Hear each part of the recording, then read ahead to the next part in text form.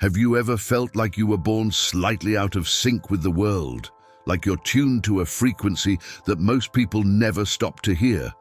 Not because you're better, not because you're wiser, but because you notice things that seem invisible to everyone else. You walk into a room and feel the tension before a single word is spoken. You listen to conversations and sense what's being avoided, not just what's being said. You laugh at the right moments, participate when expected, yet inside something quietly whispers, "I don't belong here." And the strangest part is this: you can't explain why. This isn't about social awkwardness. It's not about shyness, trauma, or being too sensitive. It's deeper than that. It's the feeling of seeing through things, through routines, through small talk, through roles people play to survive the day. While the world rushes forward, hungry for speed, noise, validation, and distraction, you pause, you reflect, you question. And in a society that worships immediacy, depth can feel like a defect. You might have noticed this early in life. As a child who watched more than spoke, who sensed emotional undercurrents long before understanding their meaning, who felt overwhelmed by places that others called normal. And over time, without realizing it, you learned something dangerous, that your inner world was richer than the outer one.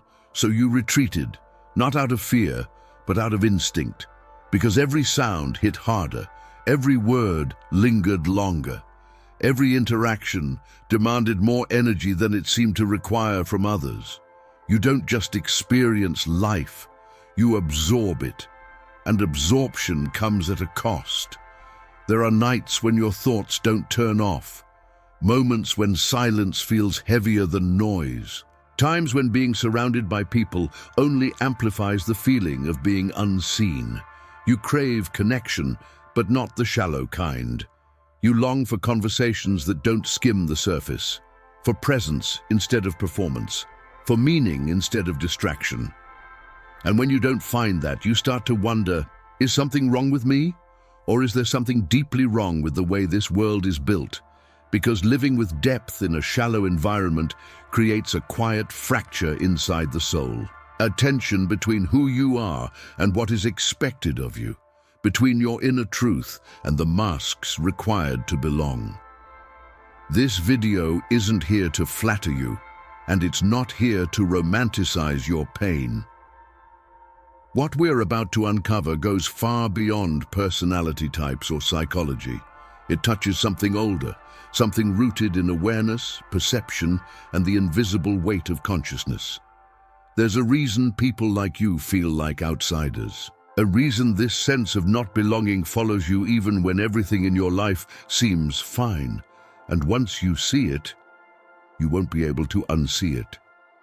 There are moments in ordinary days that don't feel ordinary at all. Moments that slip through routine like a quiet interruption, subtle, unsettling, impossible to ignore.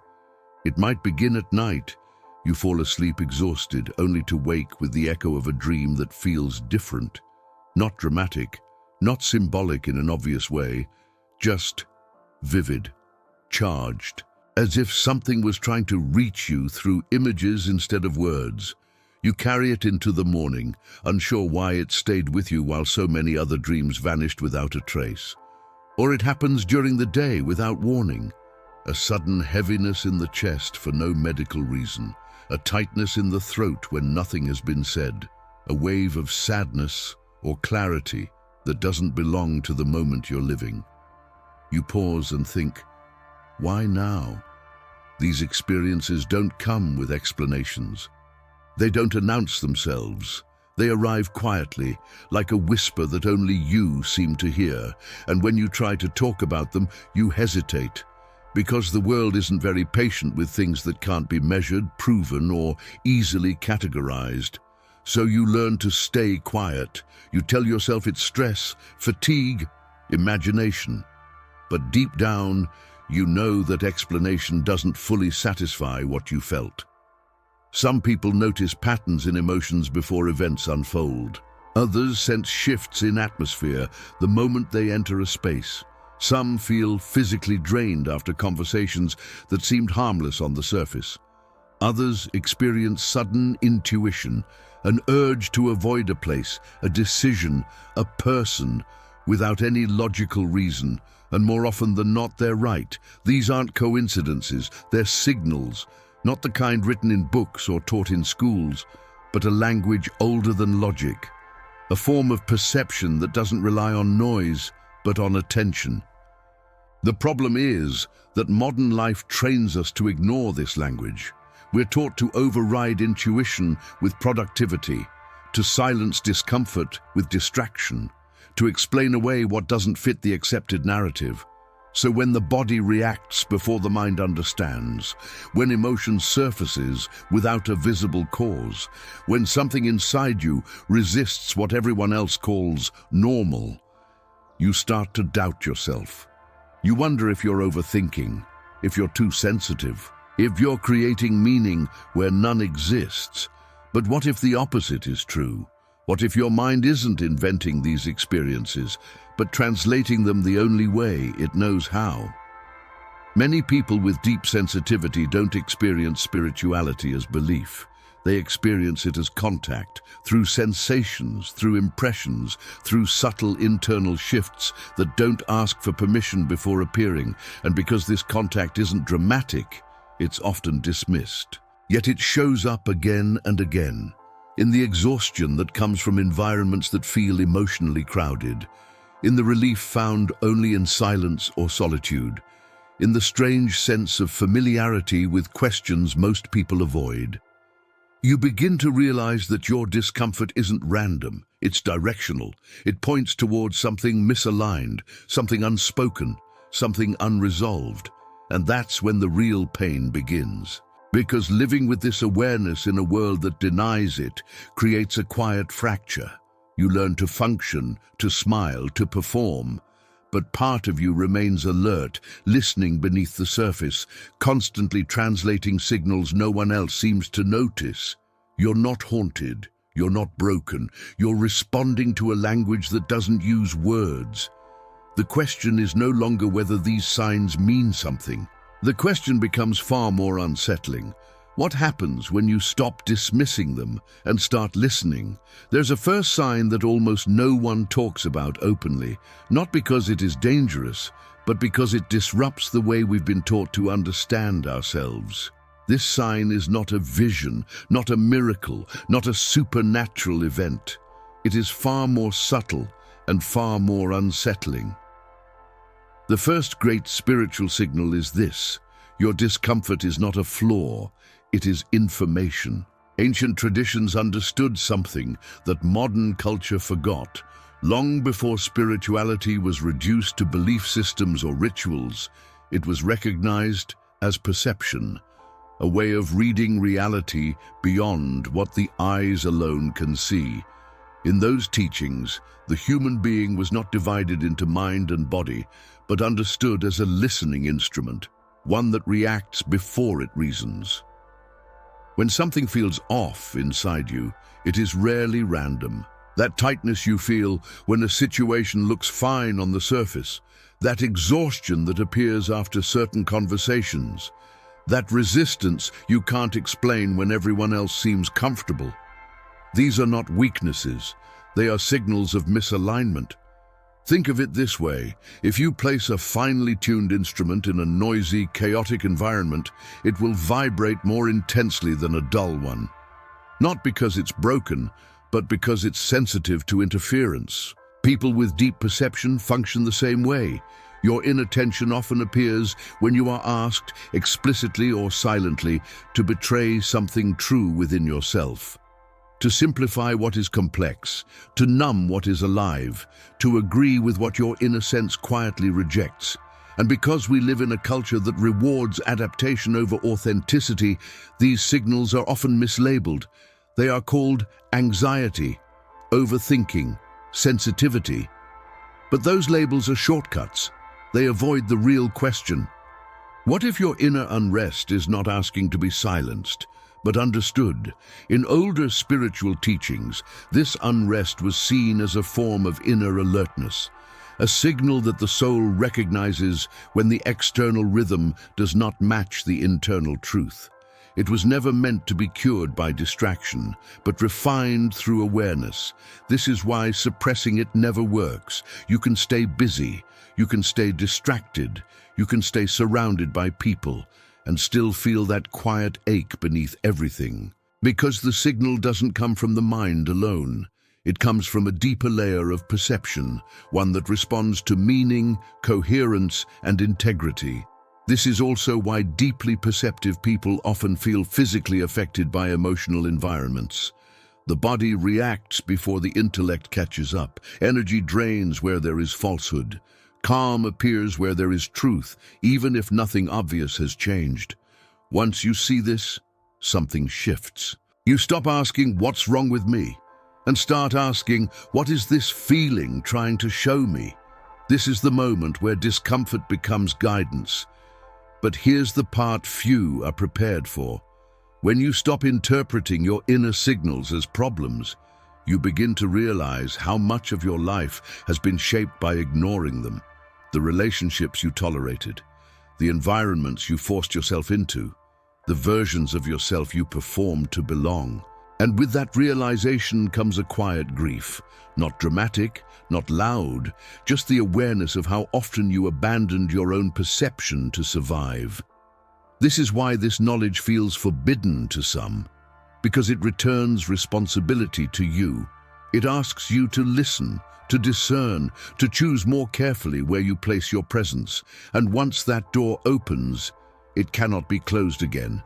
If this resonates, if something in you feels seen rather than explained, take a moment to acknowledge it. A simple gesture helps keep this space alive. Liking the video and subscribing is a way of stepping into this shared circle of awareness, this community that values depth over noise. Because what we're uncovering here doesn't end with understanding signals. It leads to a much harder realization. What happens when you finally accept what those signals have been asking of you all along? There was a time in my life when everything looked stable from the outside. I had routines, responsibilities, conversations that sounded normal enough. But inside, something felt constantly unsettled, like a low, persistent hum that never fully faded. It wasn't sadness in the obvious sense.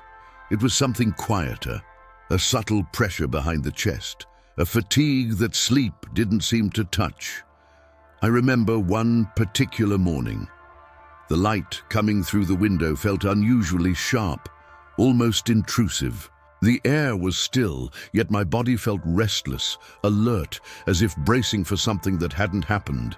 Nothing was wrong, nothing had changed, and yet everything felt misaligned. That day, I went through the motions, smiled at the right moments, answered questions, participated. But with every interaction, I felt myself pulling inward, like my presence was being diluted each time I spoke without meaning what I said. Later that night, alone, the silence felt heavier than the noise ever did. I sat with that discomfort instead of pushing it away. No phone, no distraction, just the awareness of something asking to be heard. And then it became clear. The unease wasn't random. It wasn't weakness. It was resistance. Resistance to a life that looked acceptable but felt hollow. Resistance to being understood only at the surface. Resistance to betraying an inner truth for the comfort of belonging. I realized I had been shrinking myself, not dramatically, but gradually. Saying less, feeling less, choosing safety over sincerity, and my body had been reacting the entire time, long before my mind had the courage to admit it. That realization didn't feel empowering at first. It felt terrifying, because once you see it, you can't unsee it. I began noticing how certain spaces drained me instantly, while others, quiet, unremarkable ones, restored something essential. How some conversations left a residue of exhaustion, while a single moment of genuine presence could feel nourishing for days. I also noticed how often I ignored these signals to avoid discomfort. to avoid disappointing others, to avoid standing out. And slowly, that awareness changed how I moved through the world, not overnight, not perfectly, but deliberately. I started choosing silence over forced participation, depth over availability, integrity over acceptance. And with every small decision, the inner noise softened, not because life became easier, but because it became more honest. This is what no one tells you about deep sensitivity. It doesn't ask you to escape the world. It asks you to engage with it truthfully. And that is far more demanding, because when you stop performing, you begin to see how many relationships were built on convenience rather than connection. How many roles you played were never meant to fit you. How much energy you spent translating yourself into something more digestible. That grief is real and necessary. But something else happens too. You begin to recognize others like you, not by what they say, but by how they listen, by the pauses they respect, by the questions they don't rush to answer.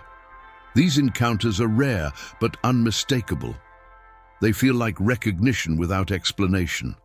And in those moments, the sense of not belonging loosens its grip. If you've ever felt this, the quiet knowing, the bodily signals, the fatigue of pretending, the relief of finally listening, I want to hear from you. Share in the comments a moment when you sensed something before it made sense. A dream, a feeling, a physical reaction, an inner warning you couldn't explain at the time. I read them, and sometimes I bring those stories forward because they remind others that they're not alone in this experience. And as these stories surface, another question begins to form, one that goes beyond awareness, beyond recognition, and into something far more challenging. What do you do when listening to yourself means changing everything you've built your life around? There is a second spiritual signal, quieter than the first, but far more decisive. If the first signal tells you that something is misaligned, this one shows you where the truth actually lives. This second sign appears when you stop reacting and begin observing. Most people confuse intuition with impulse. They believe every strong feeling is guidance, every emotion a command. But ancient teachings were clear about this distinction. True discernment does not shout, it waits. The deeper signal is not urgency. It is clarity after stillness. You recognize it in moments when the inner noise settles, not because answers arrived, but because the right question finally did. It often comes after you resist the instinct to explain yourself, to justify your feelings, to seek immediate validation. Here is how it works in real life.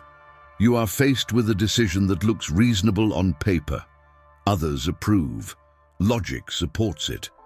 Yet something inside remains unconvinced. Instead of forcing a conclusion, you pause.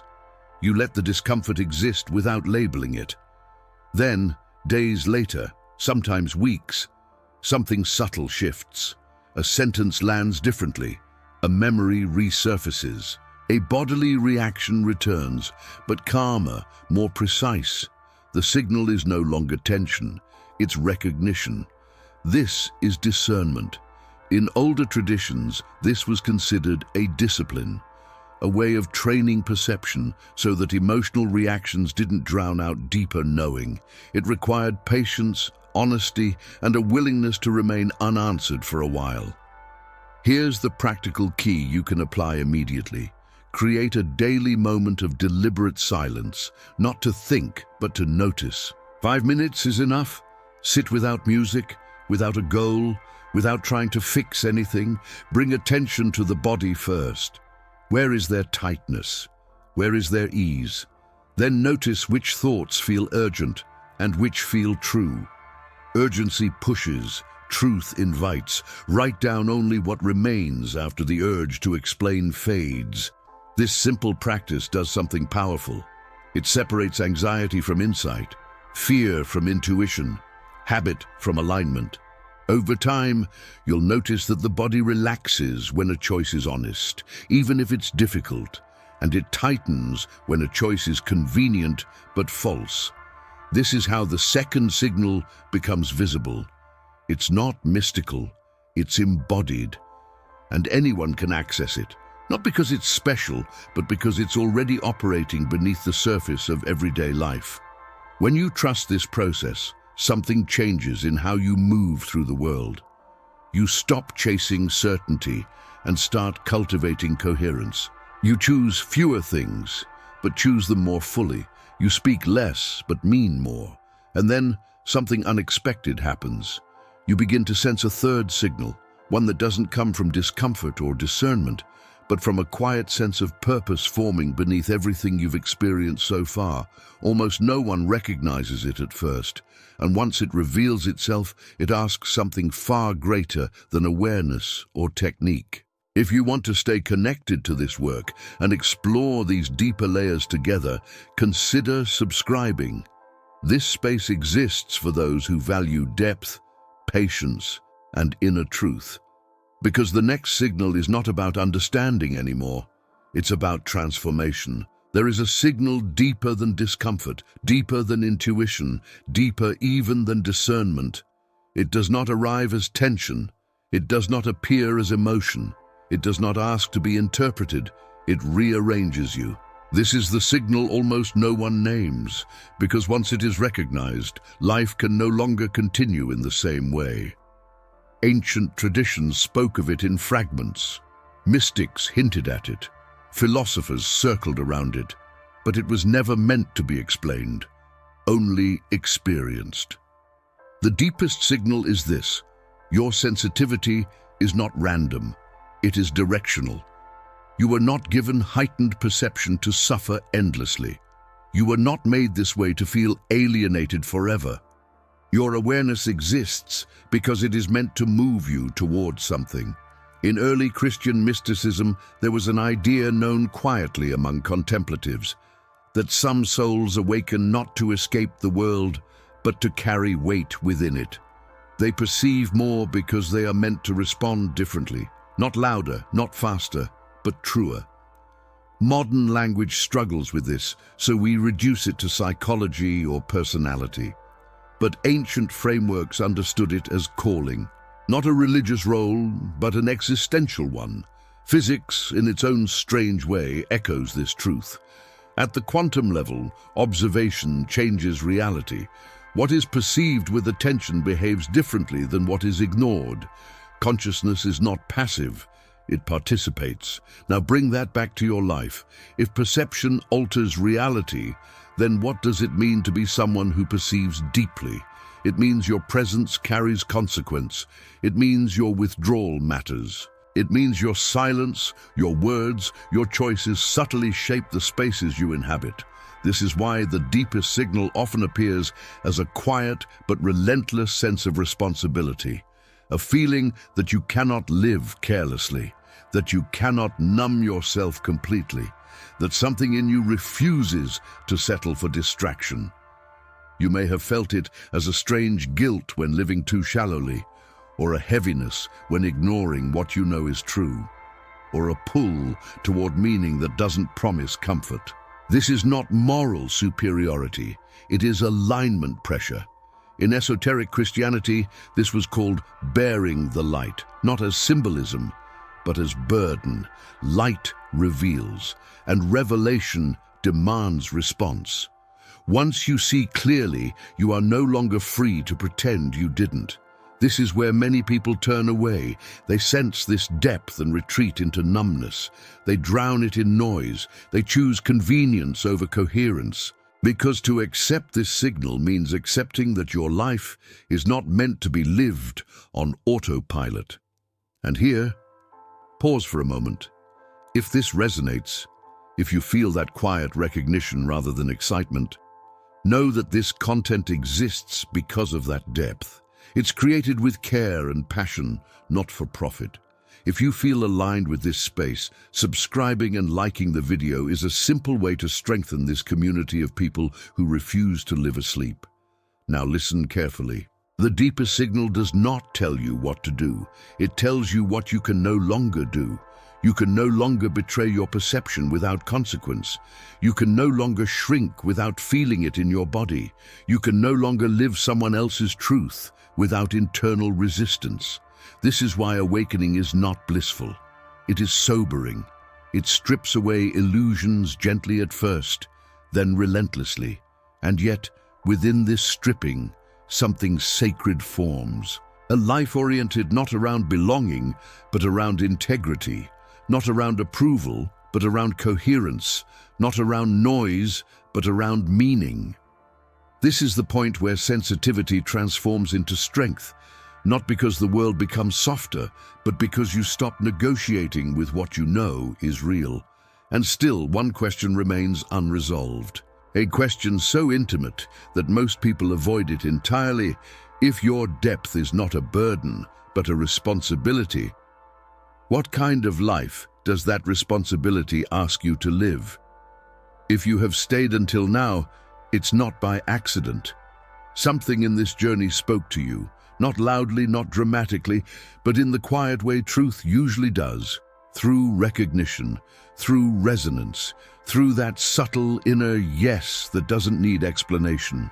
All these signals we explored were never meant to confuse you or isolate you. They were never punishments for being different, nor signs that you were meant to withdraw from life. They were invitations, calls to awaken in a world that often prefers sleep. Discomfort was the first knock.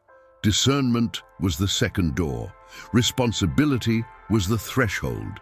Together, they form a path that doesn't lead away from the world, but deeper into it, without losing yourself. A path that asks you to live with awareness instead of autopilot, with coherence instead of performance, with meaning instead of distraction. Your sensitivity, your depth, your refusal to settle for the surface, none of that is excess. It is precision. It is an inner compass that points toward a life lived with intention. And here is the most important realization of all. You are not meant to carry this awareness alone. Awakening is not a solitary act of escape. It is a quiet form of service. When you live aligned, you become a reference point, not by preaching, not by convincing, but simply by being present in a way that reminds others of what they've forgotten. This is how change actually happens, not through noise, not through force, but through embodied clarity. You may never fit perfectly into a world built on speed and appearances, and that's okay. The world doesn't need more people who fit. It needs people who anchor, people who bring depth into conversations, stillness into chaos, meaning into places that have forgotten it exists. Your journey doesn't require you to be understood by everyone. It requires you to be faithful to what you know is real. To choose integrity even when it's quiet, to choose awareness even when it's inconvenient. And yes, there will still be moments of doubt, moments of loneliness, moments when you question whether this path is worth it. But now, you know what those moments mean. They are not signs to turn back. They are reminders of how far you've come. If this video reflected something you've lived, felt, or sensed in your own life, I invite you to make this moment tangible. Leave a comment with your name and the city you're watching from. I read them, and in the next video, I'll be sharing special greetings, because this is not an audience, it's a community of people walking this path together. If this journey added clarity or strength to you, take a second to like the video. And if you feel aligned with this work, subscribe to the channel. Every subscription helps this space continue, not driven by profit, but by purpose. Because awakening doesn't end with understanding. It begins with how you choose to live after the truth has touched you. And once you've seen what lies beneath the surface, the real question is no longer who you are, but what you're now willing to become.